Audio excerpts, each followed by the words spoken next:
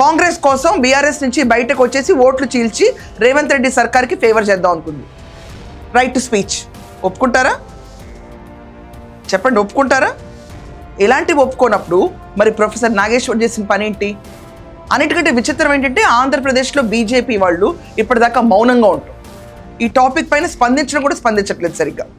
వాళ్ళ హెడ్ అమిత్ షా పైన ఇంత కమెంట్స్ వచ్చినా కూడా వాళ్ళు ఎక్కడ స్పందించలా. ఆయన క్యారెక్టర్ని డిఫేమ్ చేసుకుంటూ మాట్లాడారు.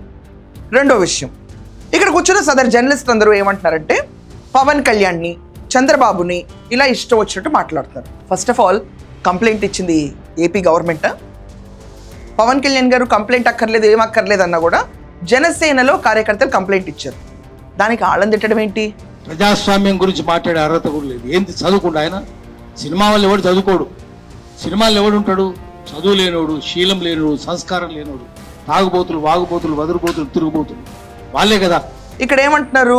లేదు లేదు పవన్ కళ్యాణ్కి 5 పెళ్ళిళ్ళు అయినాయి అంటారు. ఎక్కడి నుంచి వస్తున్నాయి కొత్త లాజిక్లు? జస్ట్ బికాజ్ మనకు రైట్ టు స్పీచ్ ఉంది కదా అని చెప్పి అవతల మనిషిని పర్సనల్ లైఫ్లో బిలో ద బెల్ట్ కొట్టడం జర్నలిజమా?